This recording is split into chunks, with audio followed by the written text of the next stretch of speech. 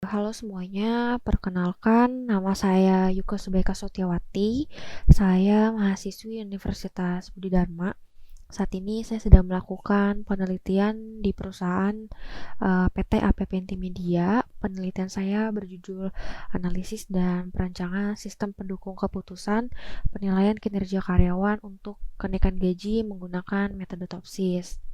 Sebenarnya apa sih metode TOPSIS itu? Jadi metode TOPSIS ini adalah salah satu dari beberapa metode yang digunakan untuk menyelesaikan masalah MADM atau biasa disebut multi attribute decision making dalam pengambilan sebuah keputusan. Tujuannya untuk menetapkan alternatif terbaik dari sejumlah alternatif yang ada berdasarkan beberapa kriteria yang sudah ditentukan. Sebelumnya saya sudah melakukan yang namanya analisa kebutuhan gitu kepada pihak-pihak yang bersangkutan dalam penilaian kinerja karyawan yang ada di perusahaan ini gitu. Jadi kira-kira jika ada sistem penilaian kerja ingin seperti apa sih sistemnya gitu kan. Dikarenakan permasalahan yang terjadi di perusahaan ini adalah perusahaan belum memiliki sistem keputusan penilaian kinerja karyawan. Kemudian proses penilaian sering terjadi kesulitan karena masalah olah data, perhitungan nilai masih manual, nilai antar karyawan selalu sama atau kurang tepat sasaran.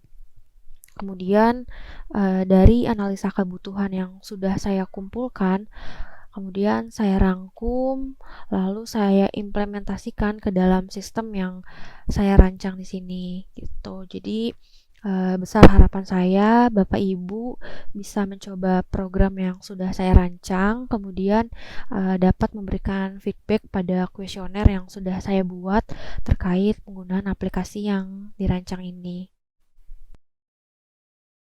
Ya, jadi pertama-tama di sini ada dashboard dengan identitas perusahaan. Kita login menggunakan default login yaitu admin dan passwordnya adalah password. Nah, kita sudah berhasil masuk ke dalam sistem. Kemudian di sini ada dashboard. Di sini kita bisa tracking jumlah data yang ada di setiap menu. Kemudian kita bisa klik menu di sini dan langsung redirect ke halaman yang akan dituju. Jadi, step pertama adalah sebelum kita menambahkan data karyawan, kita perlu menambahkan dulu yang namanya data divisi. Di sini saya sudah beri contoh ada beberapa divisi, kemudian saya ingin menambahkan lagi satu divisi yaitu divisi Finance and General Affair. Kita tambah data, lalu kita klik simpan dan data berhasil disimpan. Lanjut step kedua, kita menambahkan data karyawan. Di sini juga saya sudah beri contoh beberapa data karyawan, kemudian kita coba tambah data lagi. Seperti biasa di sini ada kolom-kolom inputan yang berhubungan dengan karyawan seperti ini karyawan, nama lengkap, alamat, nomor telepon, dan lain-lain. Sini kita coba masukkan nick. Nick ini harus diisi sebanyak 16 digit. Di sini saya sudah bikin contohnya nick yang 16 digit, langsung kita masukkan aja. Kalau nick yang kurang dari 16 digit juga ketika disimpan akan muncul warning nicknya harus diisi sebanyak 16 digit atau 16 karakter. Kita coba namanya Feli, alamatnya Jalan Merdeka, jenis kelaminnya perempuan,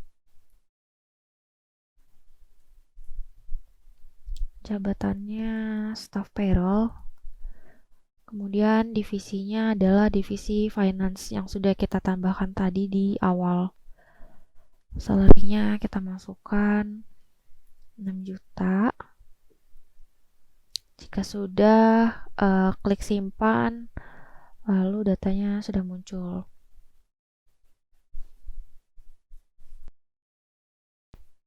Step ketiga, manajemen sudah menentukan kriteria-kriteria yang akan dinilai dalam penilaian. Di sini saya sudah beri contoh beberapa kriteria yang digunakan dalam penilaian. Kriteria ini sudah approval dari HRD PT APPT Media dan saya hanya menyesuaikan dari data manajemen. Itu total kriteria yang digunakan dalam penilaian adalah 8 kriteria dan masing-masing kriteria memiliki bobot nilai dan total bobot kriteria adalah 100%.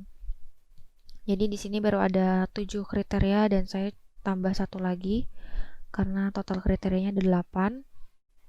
Kita tambah kriterianya C008 dan nama kriterianya adalah problem solving. Tipe kriterianya adalah benefit dan bobot kriterianya adalah 15%. Lalu kita klik simpan. Datanya berhasil disimpan. Jika bobot nilai sudah mencapai 100%, maka tombol tambah datanya akan otomatis terdisable.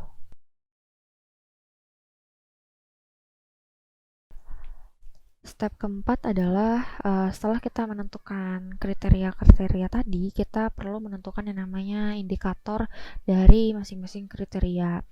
Data ini juga sudah saya dapatkan dan persetujuan dari manajemen. Jadi karena tadi kita sudah tambah data problem solving dan indikatornya masih kosong, jadi kita tambah dulu ya indikatornya.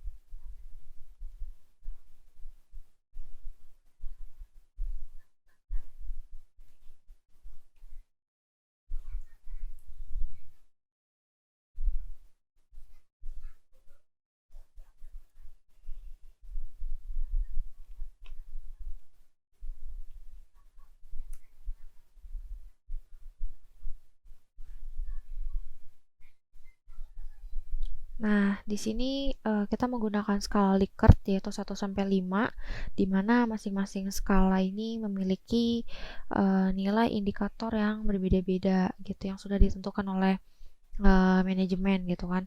Skala yang digunakan adalah 1 sampai 5. Jadi jika masing-masing indikator nilainya sudah 5, maka otomatis tambah datanya akan terdisable seperti ini gitu. Jadi semakin besar nilainya itu indikatornya semakin bagus.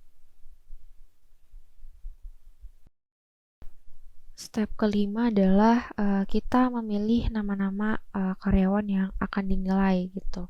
Di sini saya sudah memilih beberapa karyawan, kemudian saya menambahkan satu lagi karyawan.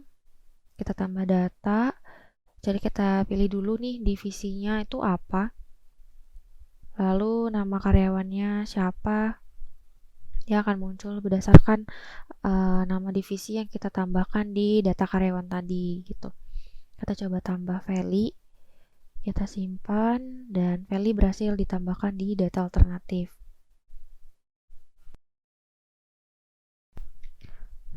Step ke-6, setelah kita menambahkan nama-nama karyawan yang akan dinilai pada menu data alternatif ini, kita bisa langsung ke menu data penilaian.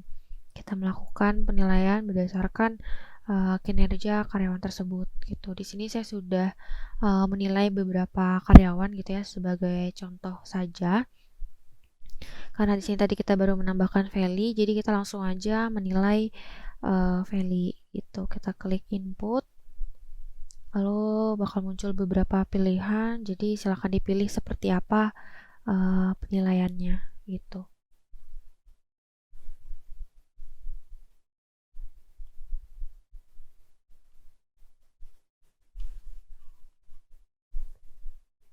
Lalu jika sudah semua diisi, kita klik tambah dan kita berhasil menilai beberapa karyawan yang ada di data penilaian ini. Nah, setelah kita melakukan penilaian pada beberapa karyawan, kita bisa langsung ke data perhitungan. Nah, jadi ini adalah perhitungan topsisnya seperti ini. Di sini ada yang namanya metric X. Jadi matrix ini adalah table payoff gitu ya, dimana ini adalah nilai dari masing-masing indikator yang tadi dipilih saat melakukan penilaian, dan ini adalah nilainya gitu. Terakhir, dari nilai tersebut kita bisa melihat gitu hasil nilai performa karyawan berdasarkan penilaian yang tadi sudah dilakukan. Kemudian juga kita bisa melihat ranking pada beberapa karyawan saat melakukan penilaian. Kita bisa sorting juga berdasarkan divisi atau semua karyawan gitu. Jadi dapat memudahkan perusahaan dalam menentukan sebuah keputusan gitu. Kira-kira karyawan mana sih yang performanya bagus waktu penilaian tadi. Itu mungkin itu saja demo program dari saya. Besar harapan saya Bapak Ibu bisa mencoba semua fitur yang ada dalam aplikasi ini, kemudian dapat memberikan feedback setelah menggunakan aplikasi ini.